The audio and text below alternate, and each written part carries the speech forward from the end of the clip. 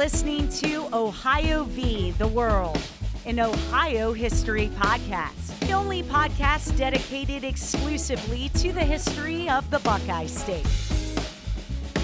Stream and donate to the show at OhioVTheWorldPodcast.com. Now, here's your host, Alex Hasty.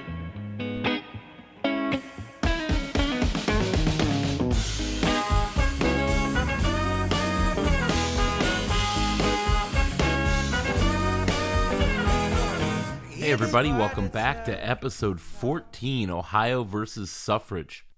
2019 is the 100th anniversary of the 19th Amendment. The Centennial celebration, we'll talk about the Centennial celebrations that are happening here in Ohio in 2019 when we sit down with Megan Wood from the Ohio History Connection. But our main guest today to talk about suffrage, we'll be talking about Harriet Taylor Upton and the Ohio suffrage movement, with our friend Lisa Wood, also from the Ohio History Connection, no relation. Lisa has been on the show before, and we're so glad to have her back. And we'll talk about the national suffrage story of how women got the right to vote. It wasn't given to them, they took it. And we'll talk about that entire process in the 19th and early 20th century with our friend Emily Krichbaum. Emily spent 10 years as an American history professor at Ashland University in Ohio, before moving on to the private sector. But she was just one of my favorite interviews of the year, and she'll break down the national suffrage movement as we go from Ohio and this to a show that we like to think, even though it's called Ohio v. the World, really is an American history show, and today is a great indication of that. Today we had to learn a lot about women's suffrage, and maybe it's just because I'm a male. And I didn't learn it in school. It's very little talked about. You heard the names Elizabeth Cady Stanton, Susan B. Anthony, but I really didn't know very much about it. And we had to do a lot of research into it. My guests obviously opened my eyes to a lot of really cool stuff. But this is an amazing story of perseverance, dedication, and struggle to get the 19th Amendment passed. And not just by the Congress, but by the 36 states that had to ratify that 19th Amendment. When they finally do in 1920. Very cool story. And we'll talk about the Ohio suffrage movement, its triumphs, its failures, and also talk about the national suffrage movement with our guests Lisa Wood and Emily Krichbaum. So it's been 100 years since women got the amendment passed, the right to vote. And today we're going to be talking about that journey. It's episode 14, Ohio versus Suffrage. Ohio v. the World has been brought to you by GoBus. Hit up ridegobus.com, check out their cheap rates and routes all over the Buckeye State. Next time you need a ride around the state of Ohio, whether it's northwest or down to the Queen City of Cincinnati, northeast Ohio or southeast Ohio, and all points in between, go to ridegobus.com. You're always taught in American history class that the women's suffrage movement, the first real event was called, the Seneca Falls Convention in 1848 in New York, when Elizabeth Cady Stanton and Lucretia Mott, the two pioneers of the movement, along with Susan B. Anthony, Lucretia Mott and Elizabeth Cady Stanton met actually on a boat going to London. They went to an abolitionist convention. Lucretia Mott, an ardent abolitionist. Elizabeth Cady Stanton was actually on her honeymoon, Emily Krichbaum told us, our guest. But we talk briefly about the actual Seneca Falls Convention, but really more the backstory of how these two met and how their trip across the pond to London helped spark the women's suffrage movement here in America. There were not thousands, not millions, but around 100 individuals at the Seneca Falls Convention in Seneca Falls, New York. The two individuals that started this, Lucretia Mott and Elizabeth Cady Stanton, the two of them were abolitionists before they were suffragists, before they were women's rights advocates. As she crosses the pond, she meets Lucretia Mott. And Lucretia Mott is, am I allowed to swear? Yeah. Okay. I won't. She's the BA of the abolitionist movement for women, right? Like, she is tough as nails. She doesn't wear anything that's cotton. And she doesn't serve sugar on her table because those are all products of the institution of slavery. She's on the ship.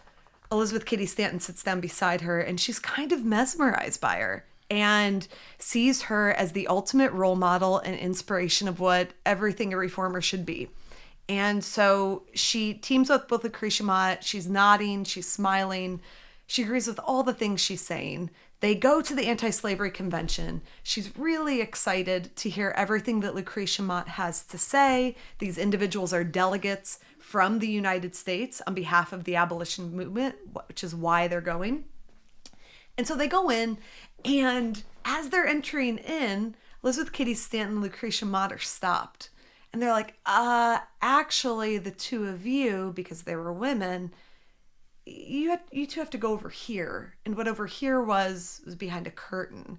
Because at that time, individuals could not be in mixed crowds and women could not speak to mixed crowds. And I'm not saying black and white, I mean men and women. Mm-hmm. So as they're sitting behind a curtain, listening to conversations about the inequality of Africans, there's this light bulb that goes off like, wow, this is actually pretty messed up for us as well. The famous suffragette from Ohio that we're talking about today is Harriet Taylor Upton. Born Harriet Taylor, she was born in Ravenna in 1853 in Portage County, moves to Warren, Ohio when she's 7 or 8 years old. And it was really her father, Ezra Taylor, who becomes a congressman. He's a judge in Warren, who really helps her foray into politics. And he joins Congress after James Garfield relinquishes his Congress position in 1880 when he becomes president. It's Ezra Taylor, Harriet Taylor's father, who moves in. Harriet Taylor, since his wife has passed away, she really is the one running the household, going to the parties. And Taylor would serve 5 or 6 terms in Congress, a Republican, as Harriet would also be for the rest of her life. We talk about Harriet Taylor in D.C., growing up in Warren, Ohio, and really how important it was to be from Ohio during the 1870s and 1880s. Her family lived in northeastern Ohio. All branches of her family immigrated from New England to that northeastern quadrant of Ohio known as the Western Reserve. And in her memoir, she tells the story of all of her various pioneer relatives coming to the Western Reserve. Her father becomes an attorney. He starts his practice in Ravenna, and then the family moves to Warren, where they reside for decades to come. In the late 70s, he becomes a judge for a common pleas court. And then when James Garfield, another Ohioan, vacates a house in the U.S. House of Representatives, Harriet says her father was kind of pushed to run by friends and supporters. And so he takes over Garfield's seat in the U.S. House and holds that seat until he retires from Congress in 1892. So he is, the family is very comfortably middle class. And the Republican Party at that time is known to be a supporter of a lot of different politically progressive things. And Taylor was always clear that he supported women's suffrage. When he went to D.C. to join Congress, she followed along. And at this point, her mother was deceased and she didn't go to college or to finishing school. So she went with her father. They shared a suite of rooms in boarding houses in D.C. while they were there. And she worked as his secretary, but she also had a lot of time to socialize with people at the boarding house. Because they were from Ohio, the Taylors had a lot of automatic connections. They got to D.C. and he's a junior congressman, and they were immediately getting invitations to supper at the White House with President and Mrs. Hayes because they were all from Ohio. They knew the Garfields well. General James Garfield, eventually President James Garfield, and his wife. They knew them well. There were a lot of really politically connected people from Ohio and D.C. So I think part of her being a well-connected socialite had to do with her dad, and part of it had to do with just being from Ohio. At that time, At that time, there were so many powerful political leaders and military leaders from Ohio. John Sherman, William Sherman, Philip Sheridan. I mean, there were just a lot of Ohioans that they kind of had an automatic in, sort of an Ohio club in D.C.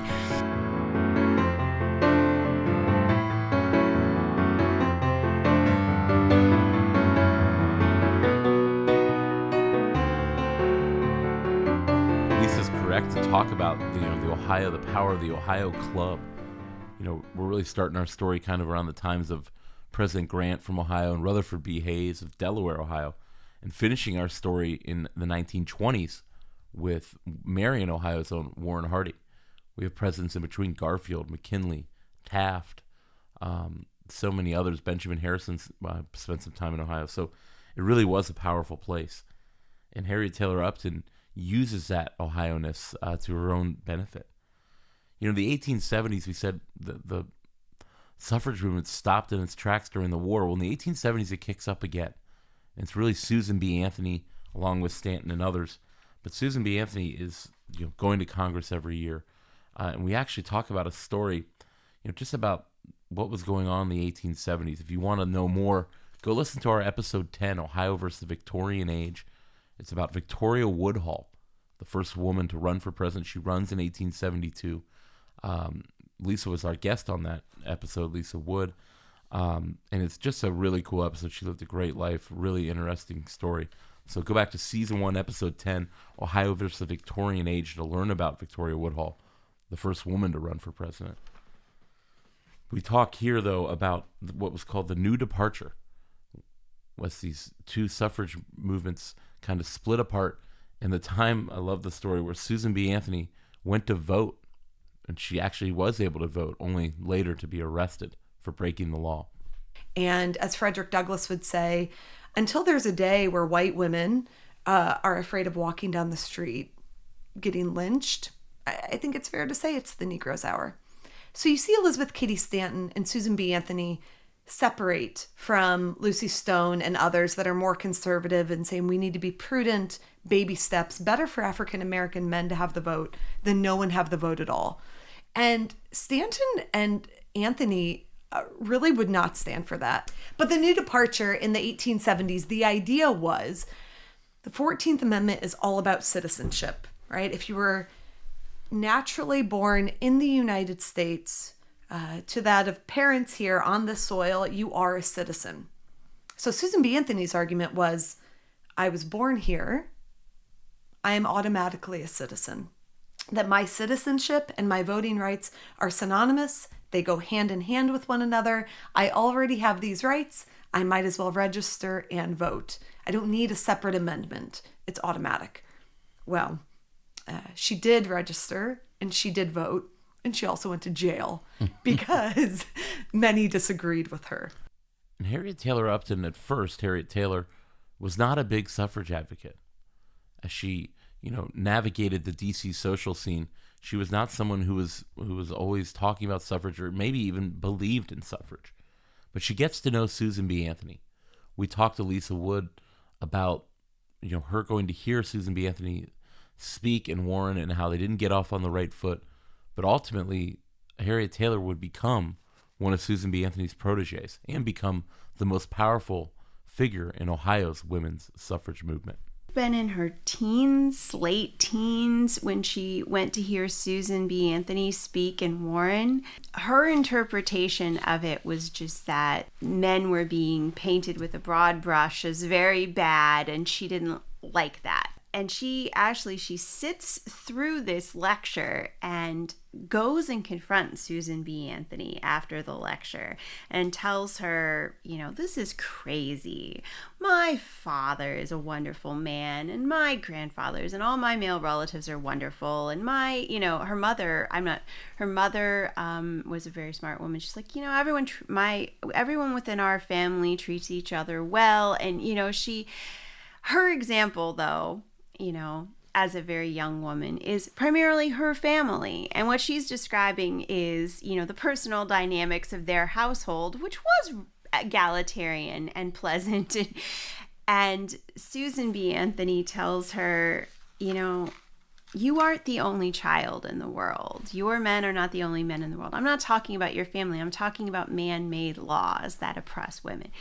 And she doesn't get it initially. Colorado actually ratified suffrage for women in state voting in 1893.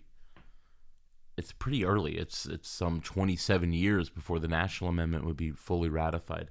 We talked to Emily Krichbaum just about why were these western states, because other states after Colorado would follow suit. What was it about the western states that allowed women's suffrage to be much more accepted and happen much earlier than it would in the North, in the East, and certainly in the South? There are a lot of different interpretations of this.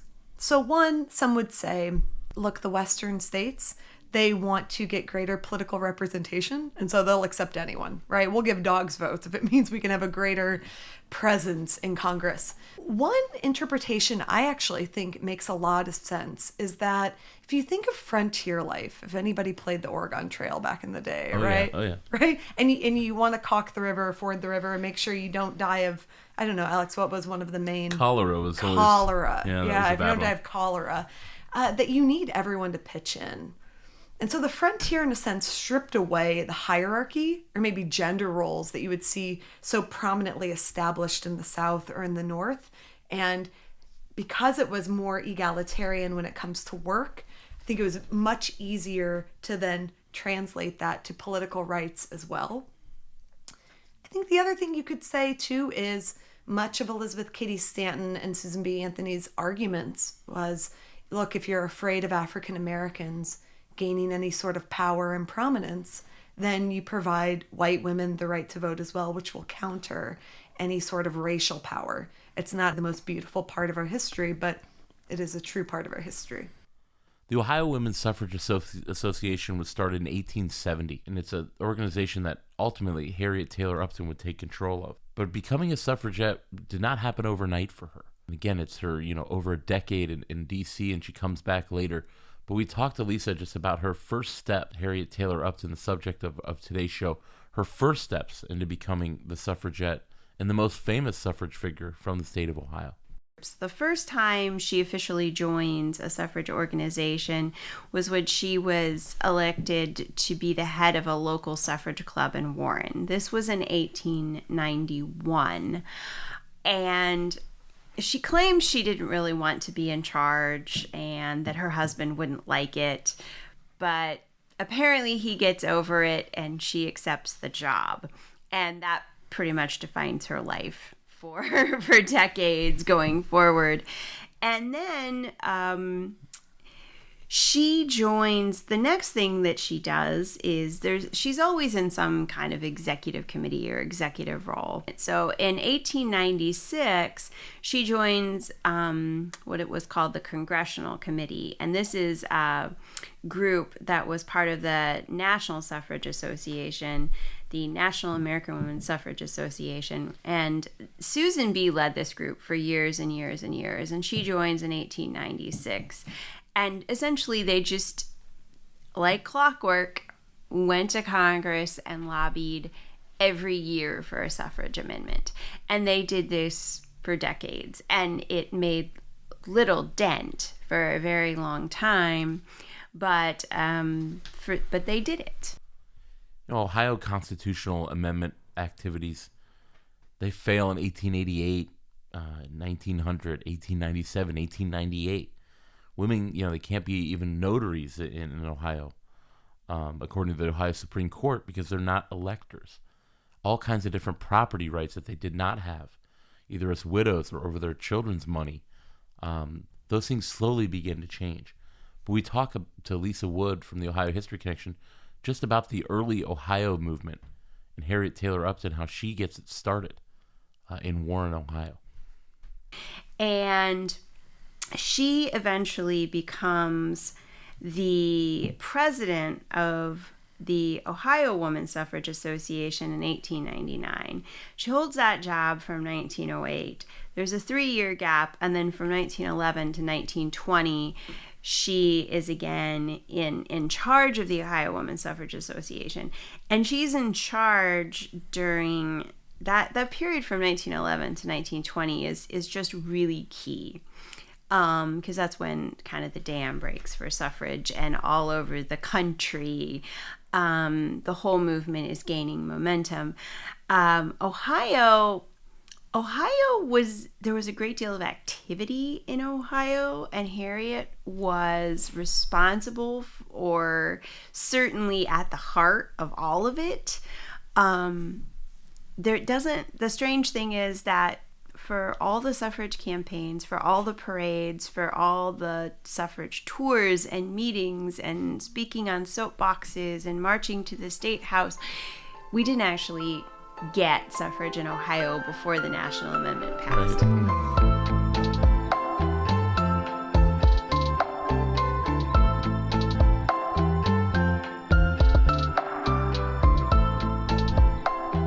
One thing I found from researching Ohio's suffrage story is really that the National Women's Suffrage Association, the national movement, would be housed in Warren, Ohio, thanks to Harriet Taylor Upton. She served on the executive committee. She was the treasurer from 1894 to 1910, and the entire headquarters is moved to Warren, Ohio. We talked to Lisa about this little-known fact of the National Women's Suffrage movement based in Ohio for many years. Harriet was also, for many years, the treasurer of the national group. And from 1903, like this period, it's like from 1903 to 1910, maybe, she actually was running the National Association out of the Warren County Courthouse, which, she was editing the newsletter and managing the finances and things, all from Warren, Ohio. And some people have wondered, well, how did that work? How could this national advocacy group actually be effective working out of the courthouse in Warren County, Ohio, or Warren, Ohio, Trumbull County Courthouse? And it was probably a financial decision, really. It probably wasn't, in terms of efficiency, the greatest thing, but the suffrage, this is mostly unpaid labor done on a shoestring budget. Yeah, so it's probably just something that it was convenient for her, and she was willing to do all this work. Thanks for listening to Ohio v. the World. Every episode this season, we will bring you an Ohio History Connection Minute that is highlight the work being done to spark discovery of Ohio's stories. The Ohio History Connection, formerly the Ohio Historical Society, preserves and shares the history of the state of Ohio. In each episode, we'll talk with an employee of the OHC or someone from the over 50 sites we manage across the Buckeye State. I urge you to visit our museum, the Ohio History Center in Columbus, and become a member. Go to ohiohistory.org/join. So thanks for listening. Hope to see you at the History Center this year, and go to ohiohistory.org/join for membership info. In this week's Ohio History Connection Minute, we'll sit down with Megan Wood, the Director of Museum and Library Services at the Ohio History Connection. She's been on the show before. She does such a great job over there. Has taken on even a bigger leadership role throughout the organization. Megan joined us to talk about her testimony before the Ohio Senate last month in March about the Ohio Women's Suffrage Centennial Commission, which is past the Senate. Looks like it will become a thing here in Ohio, basically to oversee different suffrage and centennial women's voting events, forums throughout the state. Megan testified in front of the Senate why this would be important, along with Secretary of State of Ohio and a couple other folks. But we talked to her first just about the anniversary and why it is important to mark something like this, the centennial of women's suffrage here in Ohio. This anniversary is an opportunity to have us to springboard into a conversation about women's contributions for the last 100 years. So there's the contributions of women and men to get the 19th Amendment passed, women the right to vote, and then what has happened since then. And I know we're thinking about also, like, what are women doing in leadership and activism right now, and what's the history of that? So an anniversary is always a moment to pause and highlight something, but then just with all the attention of more women running in office, more women being seated in office in Ohio, it's a contemporary issue as well. So it just really lets us shine a spotlight on probably women that people don't know as much about, and even to discover stories that we haven't found or haven't told yet. And like we said on my birthday, March 27th, Megan spoke before the Senate as they considered Senate Bill 30 to create the Ohio Women's Suffrage Centennial Commission. We talked to her just about that testimony and what kind of the feeling was from the Senate about creating this commission. One of the things in my testimony was a woman in the 1820s in Cincinnati who had a nickname, the Red Harlot, because she was talking about stuff and so scandalous. And I, made some comment about, well, yeah, that's often what would happen to women who spoke out, is that you're given bad nicknames, and some things never change, right? But the Secretary of State, he also testified and talked very eloquently about thinking about his daughters and the future, and there was a lot of questions about how we get students involved, how we make sure that it's a diverse celebration, because the suffrage movement did suffer, like many things in the early 20th century, from racism and exclusion of women of color. Lastly, we talked to Megan just about the rollout. There's going to be a hashtag that people will be able to use for, the 100th anniversary of women's voting in Ohio. So if you have any great ideas, you can send them to us, just like you send your show ideas to ohiovtheworld@gmail.com. I can pass those on to Megan and the rest of the commission, just if you have any ideas. But she wants to avoid using the word suffrage in any of the hashtag, because that word can be confusing. I remember my wife, Miss Ohio v. the World, and I actually looked up what the word suffrage meant. I knew it meant voting in some kind, but she talks about a really funny skit done in the late 90s, early 2000s with Jimmy Kimmel and Adam Carolla on The Man Show, when they talked about repealing women's suffrage because of people's confusion with what suffrage actually meant.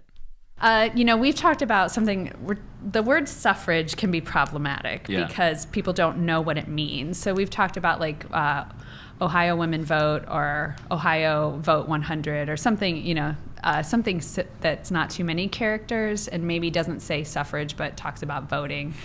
I don't know if there's an episode of The Man Show where they were petitioning to end women's suffrage, that women have been suffraging for almost 100 years, and people were signing the petition. They were really mad. So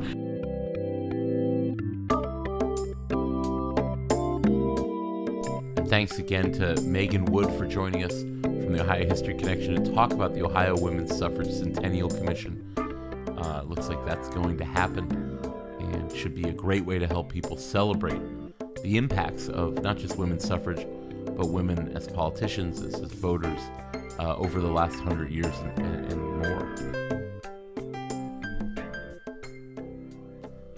A great event occurred on March 3rd, 1913, when the Women's March on Washington, the day before Woodrow Wilson's inauguration. It would overshadow Wilson's inauguration as what appears to be, we'll show you pictures of it in some of our posts this week while we promote the episode. 100,000 people blocking the streets. Alice Paul, is the one who set up this event. Harriet Taylor Upton is there leading the Ohio delegation. But we talked with Emily Krichbaum about that march, a famous moment in women's history here in the United States. Reminds me much like the Women's March in 2017, the day after President Trump's inauguration. This was actually the day before. The police are supposed to escort them through the street, but there's too many people. And after just a few minutes, the police escorts just kind of disappear into the crowd. And the women are left to march on their own. Women from almost every state show up, every delegation. We talk with Emily Krichbaum about the famous Women's March of 1913. Woodrow Wilson, one of his most notorious quotes is that women's suffrage is the root of all evil. Okay.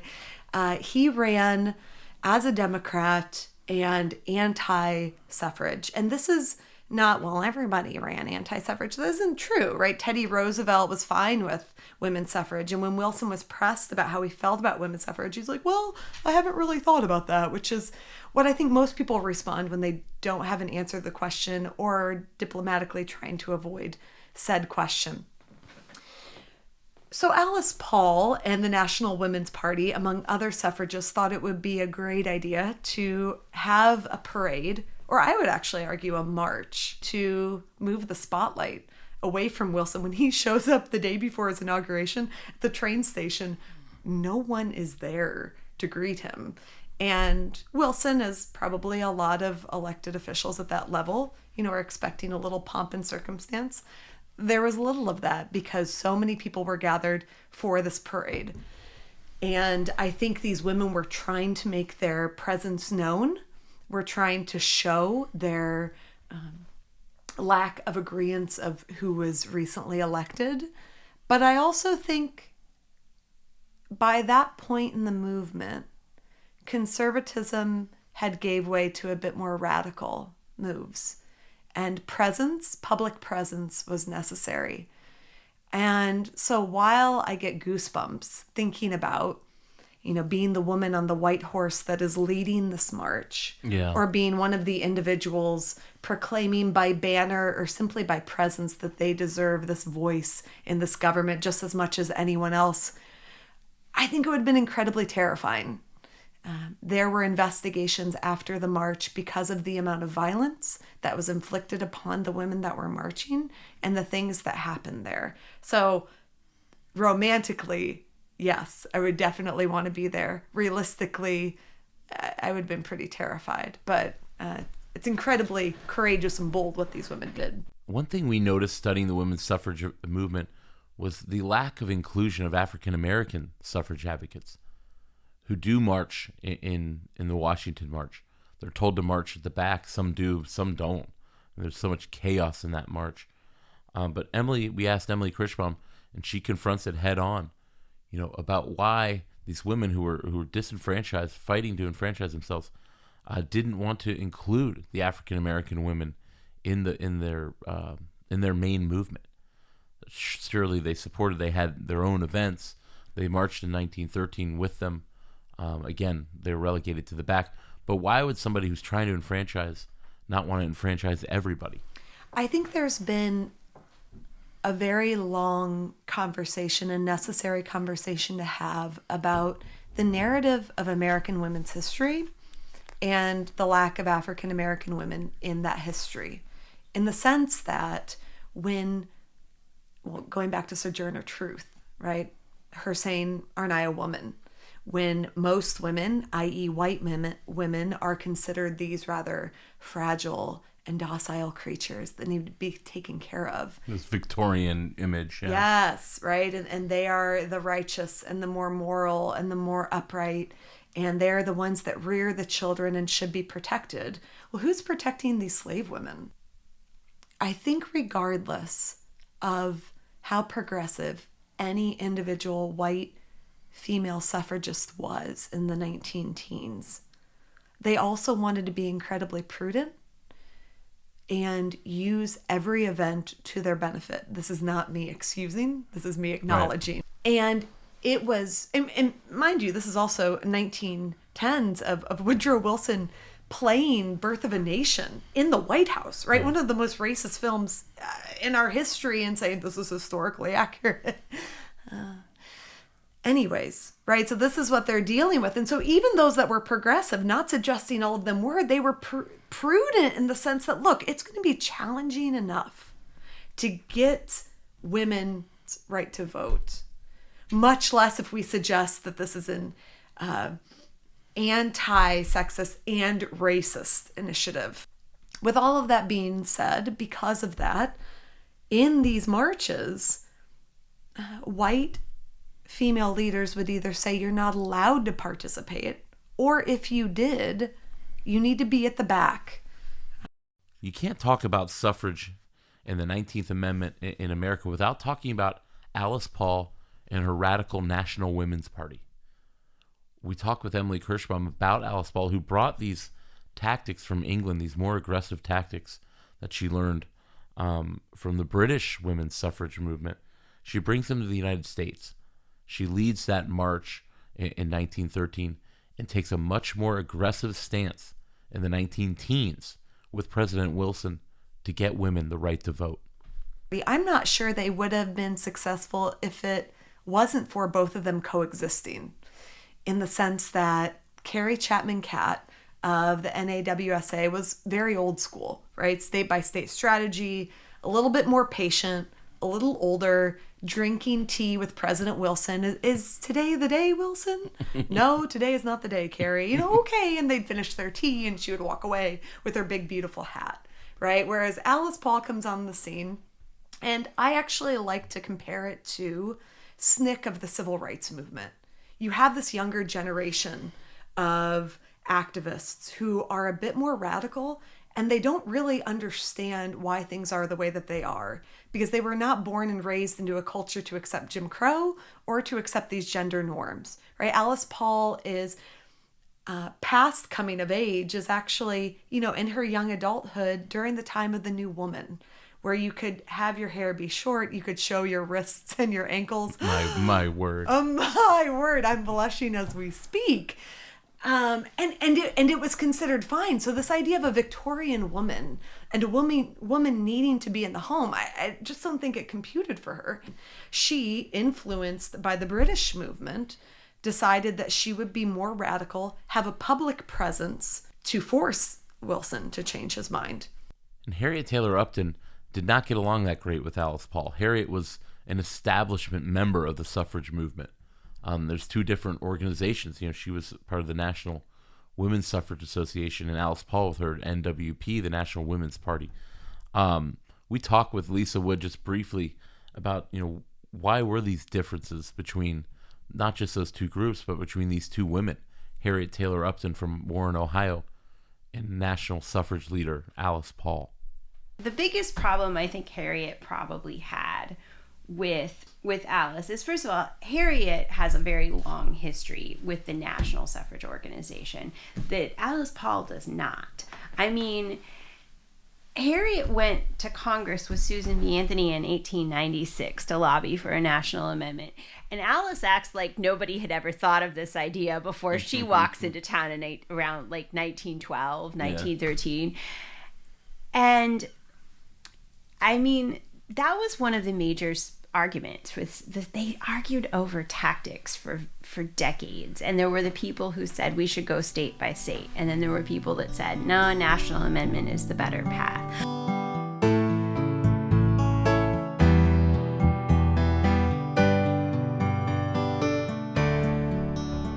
In Ohio in 1912, a ballot initiative goes before the voters to grant women suffrage in the state of Ohio.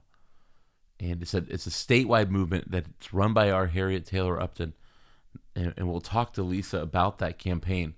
But ultimately, Amendment 23 loses. And it loses on a lot of southern Ohio women, or southern voters, I should say, that voted down, southern Ohio voters. 24 of the 88 counties do vote for it, but almost all of those are in the northwest and northeast Ohio. We talked with Lisa just about the campaign in 1912, a statewide campaign that lost by 85,000 votes. If you can get enough signatures on a petition, you can get something on the ballot to put before voters. So that's what they do in 1914. They need 130,000 signatures. They get 131,200 something signatures. They get enough.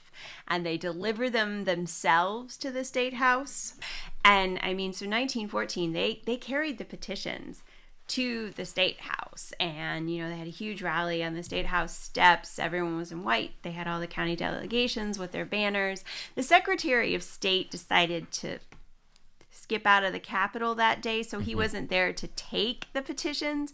And so she carries them down to the Secretary of State's office, and they get piled on the floor.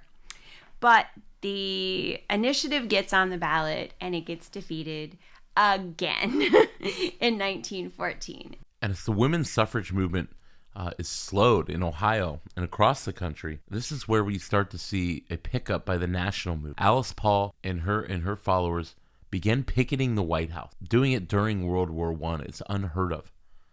And people turn against them. They can't believe that's unpatriotic to be challenging the president like this. But she doesn't care. They've had enough of waiting and being patient. And this is such an important movement that Alice starts. But we talked to Emily Krichbaum about the White House picket movement. Picketing the White House, picketing a wartime president has never been a very popular move, right? But it's so important to think that World War I, when you think of Woodrow Wilson and the reason why we fought in World War I, his key phrase was a war for democracy. Yeah. Right? And it's like, I can think of just Alice Paul, a war for democracy. Are you kidding me? 51% of the population does not have a voice, Mr. President. Take the beam out of your own eye. And that was what one of the banners said as they protested and picketed the White House. 24-hour. Woodrow Wilson looks out of the Oval Office and sees these women, and he's like, well, winter's coming. Very Game of Thrones, right? Timely. Winter's coming, right? They'll get cold. They'll go home. Well, they didn't go home. And the only way he was able to get them removed was by police. And they were charged with obstructing traffic. Blocking the sidewalk. But she and her colleagues went to jail. And Alice Paul engaged in a hunger strike. Woodrow Wilson begins arresting these women. And people are happy about it. They're arrested for blocking the sidewalk. They really aren't doing anything illegal. Alice Paul and her followers are arrested for expressing their rights. And this is when the public sentiment begins to turn. Because as they start doing longer and longer jail sentences on these bogus charges, it's not just the bogus charges that come into play, it's the treatment in the jail. The women are Alice Paul goes on a famous hunger strike, as do some of her other followers, but they're also mistreated, made to stand up for 20 hours a day, and not allowed to sleep, all kinds of mental torments that their jailers are putting them through. All that becomes public. And everything turns against Wilson. And the women's suffrage movement in the national press and the national sentiment becomes the sympathetic victim. And slowly the tide turns. We talked to Emily Krichbaum about that tide turning in 1918. But it's bad press, right, for the government and for this jail. And so they force feed her with other women. However, what ends up happening, though, is this information gets out. And it gets out to the husband of one of those that was in prison. And this goes out to the newspapers. And so you have this juxtaposition of the alleged inferiority and fragility and piety and morality of women, and this gruesome and horrific treatment of those same women. And you cannot reconcile them, right? I think the sacrifice of the National Women's Party and what they were able to bring to light of the conditions in the jail for them simply voicing their opinion and their protests during this war for democracy, in addition to Carrie Chapman Catt's persistent meetings with the president, inevitably forces him to go before Congress and say, we have made women our partners in life and in this war. And should that not be reflected in politics as well? That's not verbatim, right? But I really do believe it was the radical and the conservative coming together. So the bad press and the persistence coming together to make this happen. Wilson ends up putting his support during World War I behind women, goes to Congress and says, yes, I am for women's suffrage.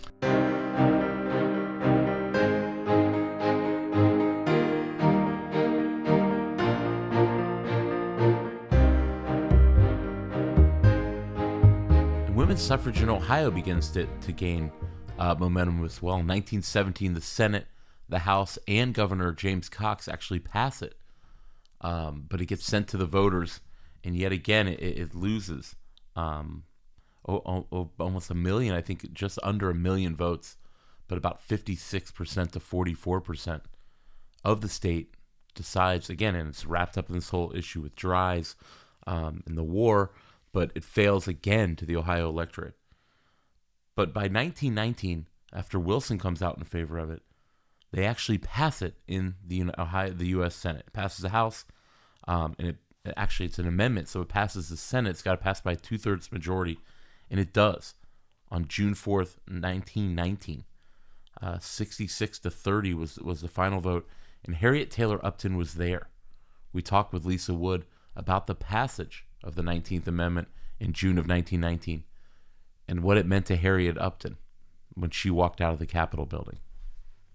Yeah, she was there, and her first thought is that her life battle is over, but she didn't, I guess she was in a bit of shock, and she didn't really hit her. And then she starts to leave, and she's walking with some other ladies who were with, other activists who were there as well. And then somebody talks, somebody grabs her hand and says something about the, what's happened. And then it starts to hit her. And then she starts to cry, and she's not a crier. So she, stands aside to to get her bearings.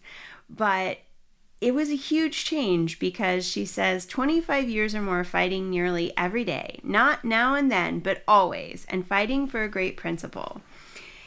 And she starts to think about the people who were there in the beginning. She starts around 1888, she goes to her first her second suffrage meeting, 1888, and then 1891 she's head of the Warren Suffrage Club. So but a lot of the people, like Susan B. Anthony, was deceased. 12 days after the 19th Amendment is passed, it needs to be ratified by 36 states in order to become a constitutional amendment. In Ohio, just 12 days later, on June 16th, the Ohio legislature becomes the 5th state to pass the 19th Amendment. Ohio moves quickly to ratify the 19th Amendment. And as it goes state by state, as we slowly build towards 36, it takes time. Harriet Taylor Upton and Carrie Chapman Catt are going to different states. They're lobbying, Alice Paul, and it's getting to the point now in 1920, the summer of 1920, that it might not get enough states to ratify. They need 36, and they're stuck at 35. Everyone converges on Tennessee. There's such a cool story here. We talked to Emily Krichbaum about the 36th state, the story of Tennessee actually being the one that at the last minute ratifies the 19th Amendment just before the 1920 election. We talked to her about Harry Byrne and his historic changed vote in Tennessee in 1920. This is not simply passed by Congress, but it needs to be ratified by the states. And much like the ERA, that was never ratified, never passed. It actually looked like this amendment would not be passed either, because you have a number of states that immediately ratify, pass, fine, but there are these few states that are lingering, and they need those final votes. And so Tennessee is one of the final states. Comes down to this state. Harry Byrne is the youngest state legislator in history at the age of 24, right? And there are suffragists that are gathering in the state house, and they have two different colors of roses that they pin on the lapels of the congressmen, and the color of the rose indicates whether they are for or against women's suffrage. And Harry Byrne, according to the flower on his lapel, suggested that he was against women's suffrage. And all of the women are watching as the votes are cast. And it comes down to Harry Byrne, and he is against. And everyone assumes, well, we'll have to wait for another state. But at some point in between the time that he receives his rose, we're not talking about The Bachelor, that he receives his rose, and the time that he votes, he gets a telegraph. And it's from his mother. And it says, "Harry, be a good little boy and help Mrs. Cat put the rat in ratification." And then it goes something along the lines of, "I've heard many of the arguments against, and they're very unkind." And Harry Byrne ends up voting for women's suffrage. It passes by one vote. And it passes by one vote. And the irony of this, or the beauty of it, I should say, is when you think back to municipal housekeeping, right, of women rearing, and even back to Abigail Adams and the Republican motherhood, and women rearing these righteous citizens who are able to vote in a way that aligns with democratic principles. It just makes me very happy.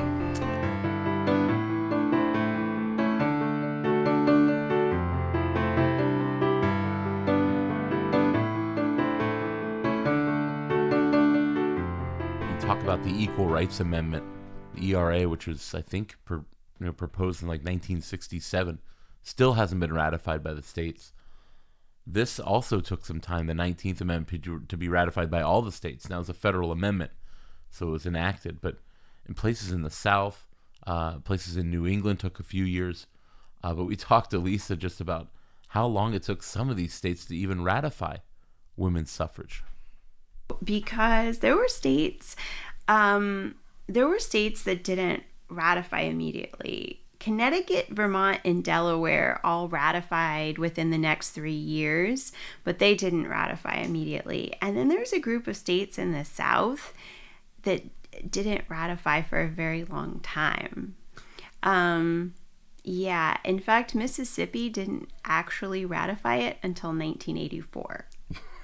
I mean, it was the law of the land, obviously. Women were voting in Mississippi. Women were voting in Mississippi, but Mississippi did not actually ratify it until 1984. There's this group of southern states where they vote on it in, 1918, 1919, 1920. They take a passive voting on it and they reject it. And then Tennessee votes to ratify and it becomes the law of the land. But yeah. That's funny. Yeah. 1984. Geez. 1984. They thought they would go back and. Now's the time. I don't know what inspired them in 1984. Well, I guess the vice presidential candidate would have been a woman in 1984. That's true. Geraldine Ferraro. Maybe that was it. I have no idea. I doubt Mondale and Ferraro took Mississippi. The 1920 elections between two Ohioans, Governor James Cox from Dayton, who we talked about, and Senator from Ohio, Warren G. Harding, the Republican from Marion, Ohio, a seasoned politician, very popular. But women are able to vote in this November 1920 election. Ohio women come out in droves to vote mainly for Harding. Harding wins a huge landslide election. We talk with Lisa Wood about why did women, join their male counterparts in flocking to Harding as a candidate, and just talk about the 1920 election, the first election with a national female presidential vote. We talked to Lisa to just break it down for us. I don't think anyone's gender ever is the only reason they align with a political party. We see, there's a lot of different factors. And in 1920, both the presidential candidates are from Ohio, strangely. You have the Democratic candidate, James M. Cox, and the Republican candidate, Warren G. Harding. And Harding does enjoy a lot of female support. I think some of that just had to do with how popular he was. He won Ohio, like 60% of the vote in Ohio. And with two candidates from Ohio, the turnout in the presidential election in Ohio was unbelievably high. Harding campaigned against joining the League of Nations, and his whole slogan was "Return to Normalcy." And it was a very comforting slogan, and it appealed to a lot of women. It appealed to a lot of men. I think it could work in the 2020 election as well. Harding was just an extraordinarily popular candidate that he enjoyed a lot of female support. Had a lot to do with just his own personal national popularity. Yeah, just his own personal popularity. And he had never been Harding he was really kind of quiet on suffrage until it was really, until it was clear that it was passing and that it had a lot of national support. He was happy to enjoy the support of these female activists and female voters. And Harriet Taylor Upton would actually become the vice chair of the Republican National Committee in 1920 and for years after. Probably the most powerful woman in politics at that time following the passage of suffrage. You'd see Jeanette Rankin would be elected as a U.S. Congresswoman, and a few others. But we talked with Lisa just about what do you do after you passed it? The National Association of Women's Suffrage, they become the League of Women Voters.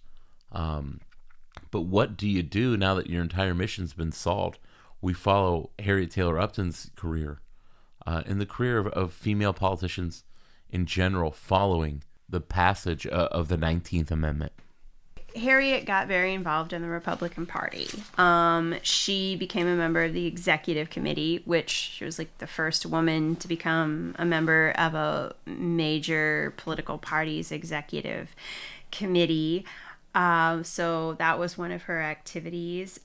She ran for Congress herself in 1926. She didn't win, which I think is still is interesting, because there was a group. There was the immediate response of a lot of women who had been involved in politics as advocates for different issues for so many years. I mean, she wasn't the only one who said, now it's my turn, I want to run. And there was a small group of women who got elected in the 1920s, but it was not a big group, and the momentum is not sustained. We don't see a growing group of women getting elected to office in the 30s and 40s and 50s. We see this small group get elected in the 20s on the coattails of the suffrage movement, and we don't see that grow. In fact, it probably even shrinks a bit. As we close here on episode 14, Ohio versus Suffrage, man, we learned so much stuff. It was really, really eye-opening. And we close here with Emily Krichbaum talking about, what type of message can female voters today take from the suffrage movement? What would these suffrage leaders like Alice Paul think about the state of things today? Women's history is incredibly important and incredibly inspiring, but if all we do is read the history and repeat the history, I think Alice Paul would be pretty pissed off, right? I think the reason why we have the history is to lay a foundation to position and empower young women and men today to act and to respond to whatever call exists today. So I think I'm actually writing something now about the best way to celebrate women's history is to run for office, or to encourage someone to run for office, because I don't think, I don't want to put words into Alice's mouth, Ms. Paul's mouth, but I don't think that she would have protested in front of the White House, had this picket been force-fed so that we can vote solely for men. I think as much as she changed history, what she would want is for others to do the same. And I don't think that means an entirely female government or an anti-male government or any of those things, but instead one where there is equal representation and inclusivity and diversity that actually reflects the fabric of American society.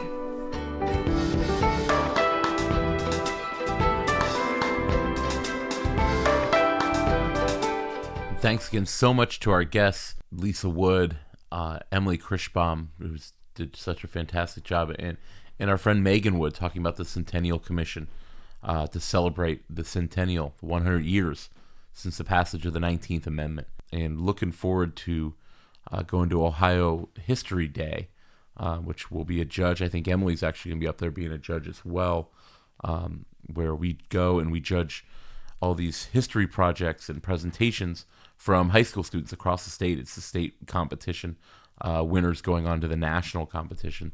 So that will be next week up at Ohio Wesleyan University. So learn more about that. If you want to be a judge in the future, it's probably too late now. But next year, they'd always love more judges. It's a really rewarding experience. So you can go to look up Ohio History Day, or just email me at ohiovtheworld@gmail.com. And next spring, I can get you in to see these projects and to grade them. Very fun, rewarding process. So thank you again. We will see you in 2 weeks for our final episode. We'll see you guys soon.